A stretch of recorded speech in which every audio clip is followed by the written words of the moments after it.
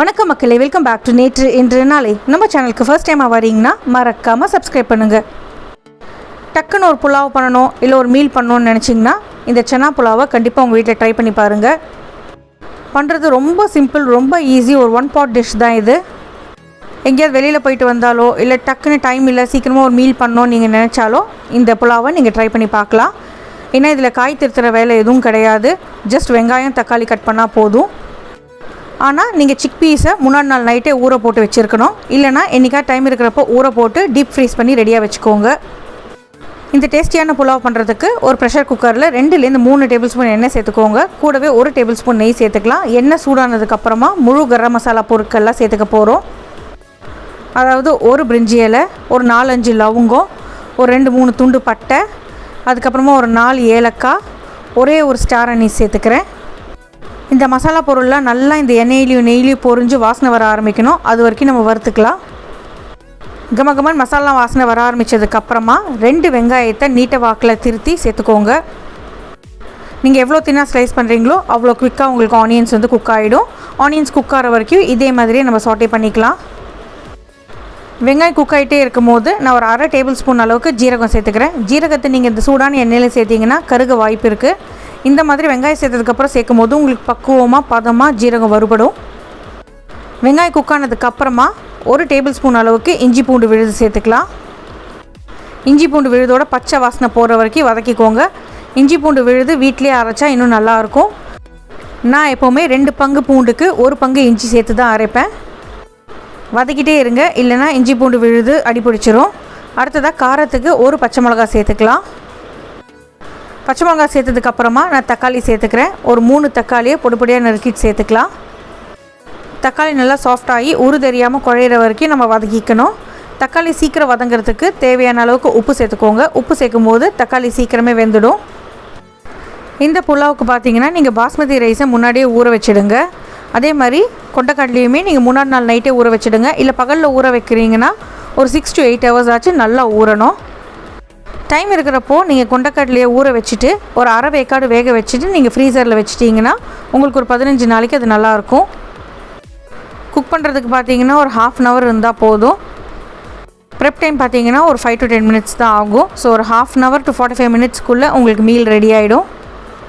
தக்காளி நல்லா வெந்து குழஞ்சதுக்கப்புறமா ட்ரை மசாலா பொடிகள்லாம் சேர்த்துக்கலாம். ஒரு 1/2 டீஸ்பூன் அளவுக்கு காஷ்மீரி சிவப்பு மிளகாய் பொடி சேர்த்துக்கிறேன். 1 டீஸ்பூன் ஜீரகப்பொடி, 1/4 டீஸ்பூன் மஞ்சள் பொடி சேர்த்துக்கலாம். அடுத்ததாக 1 டீஸ்பூன் அளவுக்கு நான் கரம் மசாலா சேர்த்துக்கிறேன். புளிப்புக்காக ஒரு மேஜிக் இன்க்ரீடியன்ட் சாட் மசாலா சேர்த்துக்கலாம். 1 டீஸ்பூன் அளவுக்கு சாட் மசாலா சேர்த்துருக்கேன். உங்கள் கிட்டே சாட் மசாலா இல்லைனா நீங்கள் ஆம்ச்சூர் பவுடர் சேர்த்துக்கலாம். இல்லைனா ஒரு எலுமிச்சை பழத்துலேருந்து பாதி மூடியை புழிஞ்சு விட்டுக்கோங்க. நல்லா கலந்து விட்டுட்டு இந்த மசாலா பொடிகளில் இருக்கிற பச்சை வாசனை போகிற வரைக்கும் குக் பண்ணிக்கலாம்.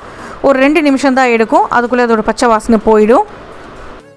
இந்த ரைஸ் பார்த்திங்கன்னா நம்ம சன்னா மசாலா சாப்பிடுவோம் இல்லையா, அந்த ரைஸ் மாதிரி இருக்கும்.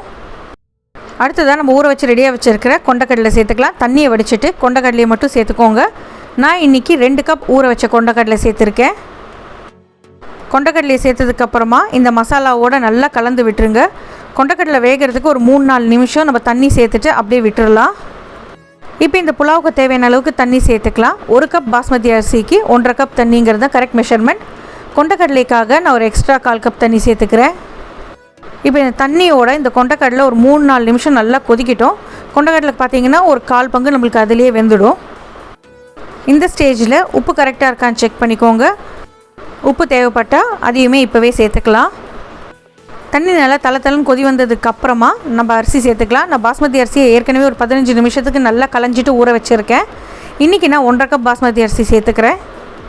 ஊற வச்ச பாஸ்மதி அரிசியிலேருந்து தண்ணியை வடிச்சிட்டு அரிசியை மட்டும் சேர்த்துக்கலாம். பாஸ்மதி அரிசியை சேர்த்துட்டு நல்லா கலந்து விட்டுருங்க. ஊற வச்ச அரிசிங்கிறதுனால கொஞ்சம் ஜென்டிலாக ஹேண்டில் பண்ணுங்கள், இல்லைனா அரிசி உடஞ்சிடும்.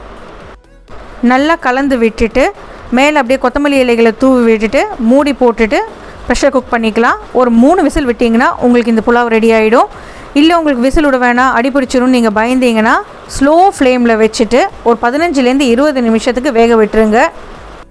உடனே குக்கரை திறந்துடாதீங்க. ஒரு 10 நிமிஷம் ரெஸ்ட்டு கொடுத்துட்டு குக்கரை திறந்துட்டு நீங்கள் கிளறி விடலாம்.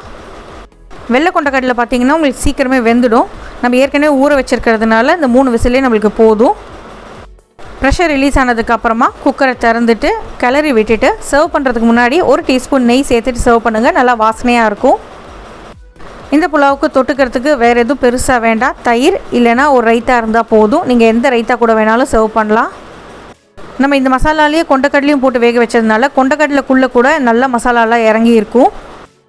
ரொம்ப ஈஸியான சிம்பிளான இந்த சன்னா புலாவ் பண்ணுறது ரொம்ப ஈஸி. இந்த ரெசிபியை கண்டிப்பாக உங்கள் வீட்டில் ட்ரை பண்ணி பாருங்கள். ட்ரை பண்ணி பார்த்துட்டு எப்படி இருக்குன்னு சொல்லுங்கள். நம்ம சேனலுக்கு ஃபர்ஸ்ட் டைமாக வரீங்கன்னா லைக் பண்ணுங்கள், ஷேர் பண்ணுங்கள், மறக்காமல் சப்ஸ்கிரைப் பண்ணுங்கள்.